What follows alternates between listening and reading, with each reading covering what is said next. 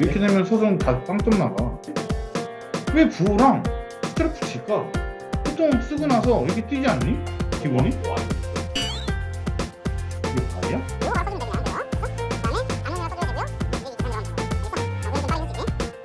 안녕하세요. 지난 영상에 이어서 이번 영상에서는 고등학교 내신 서술형에 대한 솔루션이 무엇일까라는 이야기를 해보겠습니다. 자, 제가 말씀드린 방법이 현재 교육과정에서는 제일 올바른 방향이 아닐까라고 저 자신은 개인적으로 생각하는데, 솔직히 말씀드리기 조금 꺼려지고 주저하게 돼요. 왜냐면 욕먹을 것 같아요. 근데 일단 열린 마음으로 좀 들어보시고요. 최소한 제가 지금 가르치고 있는 학생들은 이 방법을 사용하고 있으니까 검증이 확실히 되었다고 하긴 조금 모호하긴 한데, 그래도 결과를 내고 있다 정도로 한 말씀을 드리고 싶어요. 제가 18년 가까이 수업하면서 진짜 서술형 부분 엄청 많이 고민했어요. 자, 전 영상에서 말씀드린 것처럼 학교마다 다 다른 잣대로 평가하기 때문에 1타 강사들, 1타 강사들 할아버님이 오셔도 불가능하다. 서술형 대비란 건. 이렇게 말씀을 드렸죠. 서술형에서만큼은 학교 선생님이 진짜 신이에요, 신. 학교 선생님 말을 무조건 따라야 되는 거예요. 어떤 학교의 경우는 동점자가 많을 때 채점 기준을 더 높게 잡기도 해요. 그래서 같은 학교 선생님이신데 갑자기 기준이 달라져요. 뭐 그런 경우 제가 많이 봤어요. 1점 차로 변별력을 나눠야만 하는 상황이 고등학교는 발생하기도 하는 거죠. 제가 서술형 방법 소개에 앞서서 일단 지금부터 말씀드리려고 하는 세 가지는 학생과 타협이 절대 안 되는 부분이니까 반드시 학생들이 이걸 익혀야 돼요. 이거 보통 이제 무시하다가 수학과 좀 멀어지는 친구들 꽤나 있거든요.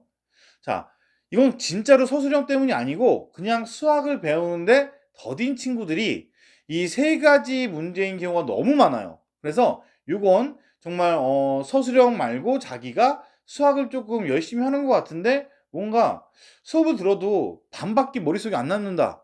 뭔가 자기가 아는 거 물어봤는데 대답을 잘 못한다. 이런 경우는 자, 이런 세 가지의 가능성이 있으니까 반드시 점검해 보셔야 돼요. 수학 문제 풀기 기초 과정이라고 생각하시면 좋을 것 같아요. 첫 번째는요, 수식과 수학 용어를 반드시 암기해야 된다. 이게 수학 같은 경우에는 진짜로 약속한 수학 언어만 사용해야 되는 거예요. 서술형만 말씀드리는 게 아니고 평소에 문제 풀 때도 그래야 되는 거예요. 자, 수학은 하나의 또 다른 언어다라고 꼭 인식을 하셔야 돼요. 우리가 영어나 뭐 스페인어나 뭐 프랑스어나 이런 언어 공부하듯이 수학도 하나의 또 다른 언어라고 생각을 하고 반드시 수학 용어들을 암기를 하셔야 한다는 얘기예요. 자, 전 세계의 사람들과 언어는 안 통해도 수학 기호는 모두 약속을 한 거예요, 지금요. 그래서 영단어처럼 반드시 외워야 하는 거예요. 그런 기본적인 개념이 안 잡힌 상태에서 수학 공부하는 학생이 너무 많아요. 그러니까 경우에서 같은 부분에서 한글로 써 있으니까 모두 진짜 저희가 평소에 쓰는 한국어 쓰듯이 의미를 생각해 버리거든요, 아이들이. 그래서 이해를 못 하는 거예요, 수학적으로 접근할 때. 자, 수학적 의미의 단어들이 있는 거예요. 그럼 그 수학적 의미대로 약속을 한 거니까 최소한 수학할 때만은 그렇게 써야 되는 거죠. 이런 것은 서술형뿐만 아니고 일반적인 문제 풀 때도 연습이 돼서 수학을 이해하는 데 기본이 돼야 하는 거예요. 그래서 수학적 기호와 우리가 용어를 암기하면서 하나의 언어로 이해하고 받아들여야 한다.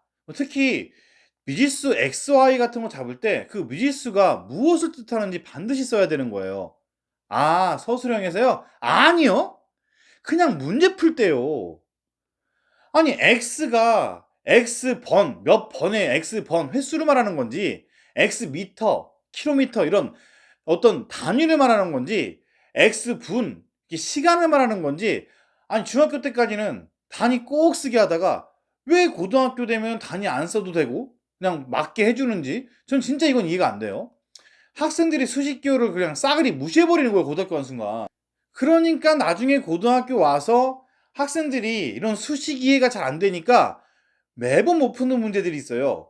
예를 들어서 이런 거예요. 뭐 K에 따른 교점 개수를 GK라 하자 이렇게 말하면 아주 그냥 난리들도 아니에요. 저 뒤에서 앉아가지고 막 재생들도 뒤에 앉아서 그래요. 심지어 GK가 뭐야? GK가 뭐야? 뭐 이러고 있어요. 막 이게 너무 답답한 거죠. 아, 방금 설명했잖아요. K에 대한 교점 개수를 GK라 했으니까 GK는 교점 개수죠, 한마디로.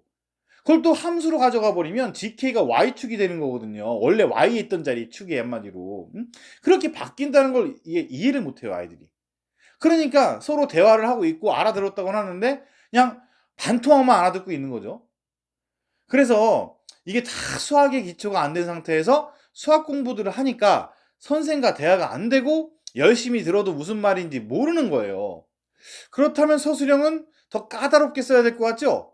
근데 그렇지가 않아요. 실제로 식 중간에 아이들이 보통 한글을 쓰든 수식 기호를 쓰든 모두 다 맞아요. 사실 오픈 마인드란 말이에요. 그래서 제가 수력 충전 같은 책 좋아하는 거예요. 기본 기호나 용어 연습시키는 시간이 꼭 있어야 한다는 거죠. 특히 조심할 부분은 식 잘 안 쓰는 친구들 특징 중 하나가 등호로 막 남발해요. 서술형 쓸 때. 등호를 쓸 때는 두 개씩 이상 막 연결하면 안 돼요. 차라리 모르겠으면 줄을 바꿔서 아래 쓰면 되는 거예요. 그리고 또 컴머. 컴머는 그리고란 뜻이거든요, 수학에서. 약속을 했단 말이에요. 컴머가 그리고라고. 근데 이걸 막 쓰면 안 되는 거예요, 그러니까. 2차 방정식 근 두 개 쓸 때 저희 한글로 뭐라 써요? 또는 영어로는 or로 쓰죠. or. 그죠? 근데 중학생들 가끔 보면 그냥 컴머 써서 틀리는 경우 있어요. 근데 그 아이들 입장에서 조금 억울한 부분도 있어요. 왜냐면 그리고와 또는의 개념을 원래는 지금은 고1 2학기에 배우거든요. 근데 과거에는 중2 때 배웠으니까 자연스럽게 그 잔재들이 지금 남아있는 상태거든요. 그런 부분 조심해야 돼요.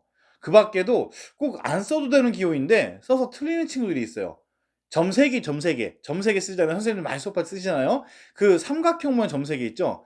그거는 그러므로, 그러니까 따라서 이런 뜻이에요. 그러므로 이렇다. 즉 답을 마지막 쓸 때 뭐 아니면 결론을 쓸 때 보통 쓰는 기호죠. 그다음에 역삼각형 점 3개가 또 있어요. 이거는 왜냐하면 이런 뜻이에요. 이거 때문에 이런 뜻이에요, 한마디로. 근데 모르면 쓰면 안 되는데 어서 많이 봤거든요, 아이들이. 그러니까 서술형이라고 하니까 막 그 점세개를 아무 데나 막 쓰는 거예요. 막 남발을 하는 거죠. 그러면 안 돼요. 그래서 저번에 제가 어떤 중학생 서술형 연습을 시키는데 끝에다가 갑자기 Q, E, D 이게 쓰는 거예요. 이게 증명 끝이란 뜻이죠. 제가 너무 웃겨 가지고 "야, 너 어떻게 알았어?" 했더니 영화에서 봤다고 하더라고요. 안 써도 돼요, 그런 거. 반드시 써야 되는 거 아니니까 뭐 점세개든 아니면은 뭐 역삼각형 점세개든 아니면 QED 이런 거 안 써도 되니까. 자, 근데 반드시 써야 되는 것들이 있어요. 합동, 닮음, 넓이, 뭐 각, 선분, 호 이런 것들이죠. 이런 것들은 다 중1 우리가 2학기 파트에서 아주 기초적인 부분에서 점선면 배울 때 다 그 용어들을 공부하거든요. 그것들은 반드시 암기를 하셔야 돼요. 그럼 또 기호 까먹었네 이런 사람 또 있을 거예요. 한글로 써도 되고 기호로 써도 돼요. 오픈 마인드라니까요, 이게. 절대 아무 기호나 막 남발하면 안 돼요. 자, 두 번째는 그래프를 그릴 줄 알아야 돼요. 그래프가 있는 경우에는 100마디 말보다 그래프를 그리는 것이 정말 유리할 때가 많아요. 제가 그래서 중2 때부터 그래프 연습하라고 엄청 강조하거든요. 자, 학교마다 기준은 사실 다르지만 실제로 제가 이제 고등학교 2학년 학생들 중에서 시간이 부족해 가지고 이 학생이 그래프가 있는 문제였거든요. 그래서 그래프를 정확하게 그리고 계산식 정도만 딱 쓴 다음에 그냥 사용하고 마무리 지었어요. 10점짜리 문제였는데 10점 만점을 받았거든요. 본래 학교에서 제시한 서술형 채점 기준이 뭐였냐면요. 모두 식으로 써 있었어요. 근데 그거를 그냥 그 친구 같은 경우는 그래프 딱 하나 그리고 계산만 한 다음에 다 만점을 받아버린 거죠. 수학 선생님들 중에서 그래프를 싫어하시는 선생님은 그냥 거의 없다고 봐도 돼요. 그 정도니까 반드시 그래프를 연습하시고요. 자, 근데 그래프 그릴 때 조심해야 될 게 있어요. 서술형 같은 경우에는 최소한 원점 기호 있죠. 5, 그죠? 0 아니에요. 5예요. 우리 그래프 그릴 때. 그 다음에 x 절편, y 절편, 즉 x축과 y축과 만나는 교점들 있죠. 그 좌표들. 그것들은 반드시 쓰는 게 맞고요. 그 다음에 이런 것도 사실 서술형이라기보다 그냥 기본기예요. 자기가 문제 풀 때도 그렇게 해야 되는 거예요, 사실 이건. 그냥 꼭 그런 걸 지켜주면 서술형을 따로 사실 준비할 필요가 없죠. 자, 그 다음에 제 세 번째로는 자신만의 글씨를 쓰면 안 된다예요. 이거 진짜 심각한데 많은 학생들이 글씨를 약간 형이상학적으로 써요. 무슨 화가들도 아니고 글씨를 막 그려요, 막. 아, 그래 놓고 제가 못 알아본다고 "이거 무슨 글씨야?"라 물으면 뭐 자기들은 알아본대요, 맨날. 그래 놓고 제가 "읽어 봐." 이렇게 말하면 자기들 못 읽어요. 자기들 실수해서 읽어요. 그래 놓고 끝까지 우고요. 자기들 "약간 잘못 봤네." 이러면서. 그래서 글씨를 이쁘게 쓰라는 게 아니에요, 지금. 알아는 보게 쓰라는 거죠. 아니 자기가 쓴 걸 보여주는 식인데 왜 그걸 아예 못 알아보겠어요? 6인지 0인지 이 부분 그다음에 A인지 알파인지 이거 너무 헷갈리겠어 하시면 아이들이. 그래 놓고 자기는 알아본다고 그냥 진짜 이거는 그냥 혼나야 돼요. 제가 뭐 딴 말 할 필요 없어요. 그냥 혼나야 돼요 이거는 그냥. 이런 부분은 타협이 안 되는 거예요. 절대 학생과 타협을 하면 안 돼요. 전 그런 학생들을 솔직히 그냥 깜지시켜 버려요. 저희 옛날에 하던 깜지. 그 글자 한 50번 쓰라고요 진짜로. 뭐 0, 0, 0 쓰라고 해요. 6하고 0도 구분 못하게 만들어 놓으면 도대체 어떻게 채점을 하라는 거예요 이게. 아니면 본인이 보다가 또 실수해서 계산해서 틀려요 또 이게. 그래서 약간 손의 고통을 느끼고 약간 자기가 좀 이렇게 숙제를 좀 많이 나간다 이런 식으로 협박을 해서라도 어쨌든 무슨 수를 써더라도 그건 고치도록 만들어야 돼요. 이 세 가지는 기본 탑재가 돼 있어야 돼야 뭐 서술형을 풀든 이건 서술형 문제가 아니에요 지금요. 그냥 수학을 못하는 거예요 지금 이건요. 이 세 가지를 꼭 지킬 수 있게 꼭 아이들한테 꼭 주의를 시켜야 돼요. 지금 이런 걸 못하는 친구들은 대부분 그냥 수학에 관심이 없는 거예요. 안 되면 반드시 이것부터 꼭 시키세요. 그래서 제가 실은 어릴 때부터 연습을 시켜야 한다고 항상 얘기하는 거예요. 자, 이제 기본 세 가지 말씀드렸으니까 이제 본격적으로 상황에 따른 서술형 방법에 대해서 말씀을 드려볼게요. 전 상황을 딱 두 가지로 나누고 있어요. 첫 번째 방법은 워낙 많은 학원이나 학교에서 사용되니까 짧게 얘기할게요. 단, 집중하실 부분은 이 방법이 어떤 상황에서 해야 하는가예요. 자, 첫 번째 상황은 뭐냐면요. 학교 수행평가가 따로 서술형으로 나와요. 즉, 서술형이 따로 있는 거죠. 본 시험에는 객관식과 단답편 정도? 답만 쓰면 되는 것 정도? 이렇게 시험을 보는 학교들이 있어요. 즉, 서술형 평가를 따로 보는 게 특징이죠. 자, 이런 학교들은 선생님들이 거의 뭐 FBI급으로 식을 볼 가능성이 있어요. 엄청 세세하게 본다는 거죠. 저희 지역에서는 자사고랑 몇몇 중학교에서 이런 방식을 취하고 있거든요. 근데 사실 이 방식이 학교나 학생 입장에서는 매우 합리적인 방법이에요. 왜냐면 학교 내신이 지난 영상에서 말씀드린 것처럼 50분 안에 다 풀어야 되거든요. 그러니까 속도 싸움인 경우가 많잖아요. 근데 그 안에서 서술형을 자세하게 쓰게 하는 것 자체가 말이 안 돼요. 그래서 선생님들이 채점하기 힘들고요, 보통. 그러니까 서술형을 따로 분리시켜서 세문화에서 네문화 정도만 자세하게 쓰도록 유도하는 거죠. 이런 경우는 어떻게 대비하는 게 좋냐면요. 만약 출제 문제가 교과서 같은 해설지가 존재하는 문제라면 그 해설지 기반 필사를 연습하는 것이 가장 좋아요. 그래야 선생님이 틀리다고 해도 약간 이의 제기할 수 있는 게 있는 거예요. 교과서에 써 있는데요? 아니면 해설지에 돼 있는데요? 이렇게 뭔가 할 말이 있거든요. 선생님 식을 그대로 따라 쓰면서 연습하는 것도 방법이 돼요. 이거는 현재 학원에서나 많은 선생님들이 대부분 사용하는 방법이에요. 저도 사용하고 있고요, 실제로요.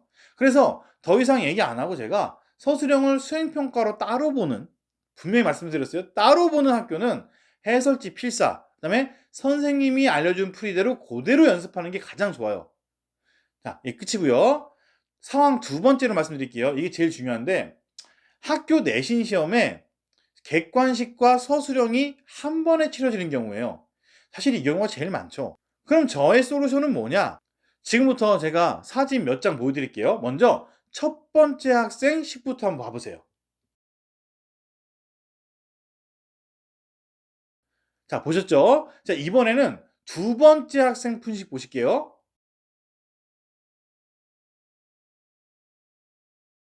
어떠세요? 누가 서술형에서 더 좋은 점수 받을까요? 당연히 첫 번째라고 생각하시죠? 근데 제가 사실은 방금 보여드린 두 개의 사진은 두 학생이 아니고 한 명의 학생이에요. 이게 무슨 일일까요? 평소에 식을 정말 잘 쓰는 아이인데도 시험지 풀 때는 아주 난리가 나는 거예요. 제가 한 명 더 보여드릴게요.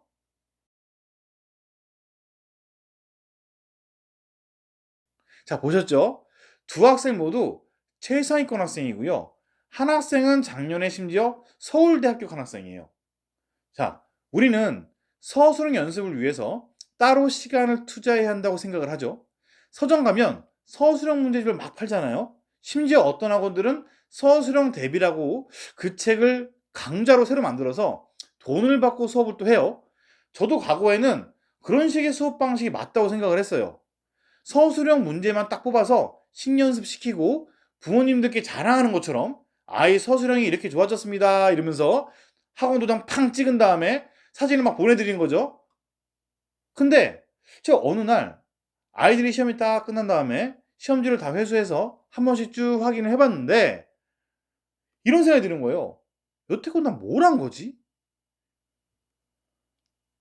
허무한 거죠. 아니 난 그렇게 서술형 연습을 시켰는데 얘들은 시험지에 왜 이렇게 써와? 즉 결론은 시간만 날린 거예요.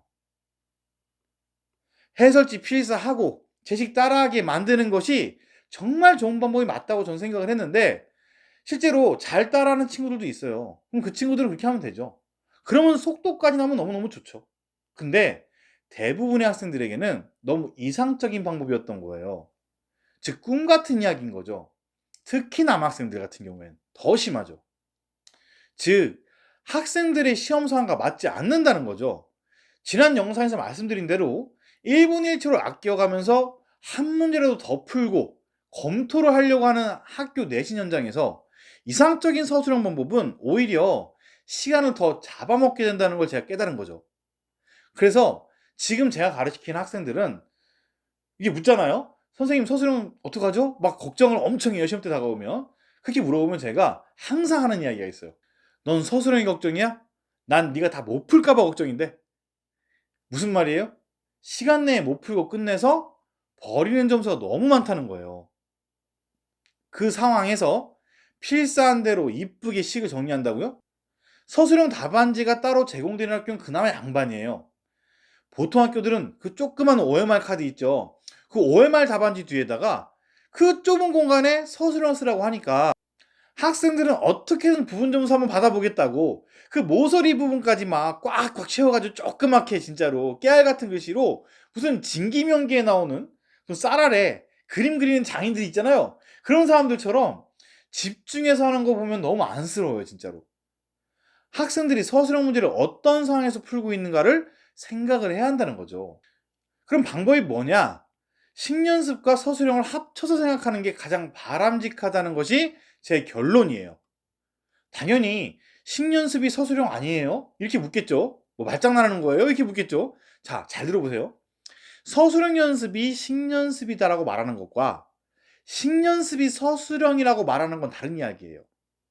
아이들이 서술형 연습을 한다고 먼저 쳐보면 서술형을 연습하기 위해서 해설지 부분 그대로 필사를 하거나 선생님 식을 따라 쓰게 하고 식도 연습을 시키면 평소에 문제를 풀 때 그렇게 풀까요? 식 연습한 대로 막 평소에 문제를 그렇게 풀까요? 보통 때는 막 풀다가 서술형 문제다 라고 이제 써 있으면 그제서야 아이들이 평소보다 식을 더 많이 또 장황하게 쓰려고 해요. 갑자기 안 쓰던 그러므로 뭐뭐에 따라서 뭐 점점점 1, 2, 기억, 니은 이런 말을 막 쓰기 시작해요. 이러면 고등 내신에서 다 시간 잡아오는 거예요, 이게. 즉 객관식 서술형이 모두 있는 시간 압박 시험에서는 결국 쓸모없는 연습이 돼버리는 거예요. 시간 압박은 들어오고 있고 어려운 킬러 문항을 풀고 있는데 거기서 그런 거 신경 쓰면서 쓸 시간이 어딨어요. 당장 1분 1초가 지금 아까운 시간에 결국 쓸모없는 연습인 거죠.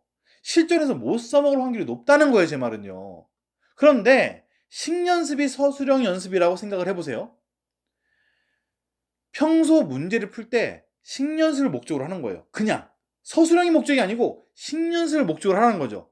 객관식 푸는 식이나 서술형 푸는 식이나 그냥 똑같이 쓰면 된다고 말씀을 드리는 거예요, 전요. 아니 무슨 말도 안 되는 소리냐, 그럼 서술형이 뭐하러 있어, 이렇게 하실 거예요. 근데 제가 학교에서 채점하는 걸 진짜 많이 봤거든요. 여긴 미국이 아니에요. 선생님들도 귀찮은 거예요, 그거 완전히. 진짜 잘 쓴 식, 막 그럼으로도 쓰고 막 진짜 완벽하게 막 이 그리하여 뭐 이렇게 다 쓰는 식들 있죠. 그런 식 다 만점 주죠, 선생님들이. 그런데 보통은요, 학생들이 시간이 없다는 거를 선생님들도 잘 알아요. 그렇기 때문에 풀이를 하기 위해 필요한 조건식이 빠지지만 않으면요, 대부분 만점을 주세요, 그냥. 즉 그렇게 이쁘게 쓴 식도 만점을 받고 정말 필요한 조건식, 이 문제를 풀기 위해 필요한 조건식만 빠지지 않았다면 그냥 다 만점을 주세요, 그냥. 설사 감점을 당하는 상황이 생겨서 어느 정도 손해를 보더라도 이게 무조건 이득인 거예요. 선생님들이 채점 기준이 마지노선이란 게 있어요. 야, 여긴 이건 진짜 아니다, 이 조건이 필요한데 왜 안 써? 이런 거 있죠. 그럼 마지노선에서 식을 써서 제출해도 대부분은 만점을 받는다는 거죠. 저희 학교는 아닌데요? 뭐 또 이렇게 댓글 달릴 수도 있어요. 근데 그건 솔직히 어쩔 수가 없어요. 학교마다 너무 기준이 다르니까. 근데 제 생각은 근데 그래요. 그냥 그 학생이 그때 뭐 그냥 운이 없는 거예요. 제가 보기에는. 대부분의 선생님들은 진짜 빠진 식 없이 식만 다 써도 그냥 만점 주세요. 평소 객관식 풀듯이 서술형에도 똑같이 식을 쓰시고 그 이후에 양수 조건이네. 어떤 범위 있죠? 뭐 함수 같은 경우에는 정의역 범위 같은 그런 범위들 이런 부분들만 나중에 꼭 챙겨서 답지에 적으면 되는 거예요. 그런 게 있는지도 몰랐어요. 범위 있는지도 몰랐대요, 자기가. 그거는 그렇게 감점된 친구들은 그냥 실력이 없는 거예요, 그냥. 그래서 시험지 받으면 서술형까지 미친 듯이 빨리 풀고 OMR 뒷면에 식 쓴 것 중에서 자잘한 계산은 그냥 제외한 식들 있죠. 자잘한 거는 시험지에 풀고 그 나머지 꼭 필요한 조건들 같은 식 그런 식만 옮겨 적으면 되는 거고 조건식 빠진 거 있는 확인만 하고 빠졌으면 다시 집어넣으면 되는 거죠. 그런데 옮겨 적을 시간도 없이 시간에 쫓기는 시험이 있을 수 있잖아요. 정말 어려운 시험 같은 경우에는 진짜 정말 1분 1초 진짜 1분 1초도 너무 아까운 시간. 그럴 때는 그냥 옮겨서 적는 게 힘들잖아요. 그러니까 그때는 시험지에 잔계산만 해요. 잔계산만 하고 바로 OMR 카드 뒤에다가 평소 객관식 식 쓰듯이 식만 써내려가고 끝내시면 돼요. 감점 당하면 또 어떡하냐고요? 제가 다시 말씀드릴게요. 감점이 무서우세요? 전 시간 내에 못 푸는 게 더 걱정이라니까요. 그냥 감점 당하세요. 아니 어차피 10점, 8점, 7점, 6점 이렇게 서술형 배점이 있는데 2점 날릴 거 각오하는 건데요, 그게. 학교에서도 솔직히 괴물들 아니면 100점 받는 거는 어차피 힘든 게 내신이라니까요. 내신이라는 큰 틀에서 서술형을 바라봐야 돼요. 만약 본인이 서술형만 쏙 빼다가 필사 연습을 막 해서 막 아름답고 정성스럽게 써서 상장 걸듯이 막 액자에 걸어놓고 혼자 뿌듯함을 느끼면 난 공부 열심히 했구나. 그런 게 취미가 아니면 그냥 신연습이 서술형이다. 이렇게 생각하고 그냥 끝내버리세요, 그냥. 자, 서술형이 신연습이다와 신연습이 서술형이다가 왜 다른지 이해가 되시죠? 그래서 저는 학생들에게 서술형 연습이라고 따로 시키지 않고요. 그냥 신연습을 시켜요. 평소에 문제풀이가 서술형인 거죠. 차라리 그 서술형 대비할 시간에 제가 식이 너무 난잡하거나 공간 활용이 좀 안 좋은 친구들이 있어요. 그 학생들은 좀 지적을 하고 공간 활용을 할 수 있게 좀 도와주고 그 부분에 해당되는 학생에 대한 솔루션을 제공하는 거예요. 암산이요? 하게 두세요. 암산도 해야 돼요. 어차피 고등학교 때 암산 안 하고는 그 문제 다 못 풀어요. 대신 반드시 필요한 조건식이 어떤 것인지 아이한테 인지를 시키는 게 중요해요. 즉 예를 들면요. 2차 방정식 같은 데서 판별식을 사용할 게 있는데 판별식을 암산한다? 솔직히 그런 친구 제가 본 적이 거의 없거든요. 근데 또 사람 일은 또 알다가도 모르는 일이니까 만약 그런 학생이 있다면 판별식을 반드시 써야 한다고 말을 해주는 거죠. 너 이거 암산 판별식으로 하면 안 돼. 판별식 꼭 써줘야 돼. D, 뭐 4분의 D 이런 거 쓰던가 아니면 자신 없다. 그러면 한글로 판별식 쓰던가 이렇게. 그렇게 일반식도 그렇게 필요한 거예요. 그냥 식 안에서 서술형이 자연스럽게 흐름대로 그냥 써지는 거라고 생각하는 게 좋다는 거죠. 이렇게 연습을 시키면 서술형을 따로 연습시킬 필요가 없죠. 아이들도 시험 때 그냥 객관식 쓰는 대로 그냥 OMR에다 쓰면 되니까 학생들도 납득을 좀 쉽게 시킬 수 있어요. 서술형 연습하는 거 굉장히 싫어하잖아요, 아이들이요. 학생들은 결국 문제풀이가 길어질수록 식 연습의 필요성을 느낄 수밖에 없어요. 특히 미적분 같은 거 배울 때. 하지만 서술형이라고 하면 뭐 더 거창하고 뭔가 엄청 대단하다고 느끼는 게 좀 학생들이니까 인식의 차이를 다시 한번 생각해 보는 것이 좋지 않을까 저는 생각을 해요. 학생들은 어른과 좀 다르잖아요. 행동 지침을 조금 더 명확하고 자세하게 줄 필요가 있죠. 학생의 입장에서 왜 시기 쓰기 싫을까? 한 번쯤은 어른들도 한번 고민하는 게 어떨까라고 저는 생각을 하는 거예요. 어른들의 이상론을 아이들한테 막 들이대면서 야, 쟤는 하는데 왜 넌 못해? 라고 하는 것보다 지금 학생이 가진 장점도 있을 거 아니에요. 그 부분을 더 부각시키면서 이것도 하면서 야, 이것도 하면 더 대단해지겠다 너. 이렇게 좀 유도하는 게 올바른 방법이 아닐까 저는 생각을 해요. 자, 이번 영상은 여기서 마무리를 하고요. 마지막 영상은 식연습이 서술형 연습이 된다고 말씀을 드렸으니까 식연습을 왜 해야 되는가와 지금 암산만 하는 친구들 때문에 골치 아프신 분들 많으시죠? 그래서 암산만 하는 학생들에 대한 어떤 이야기도 한번 해보는 시간을 갖도록 하겠습니다. 자, 감사합니다.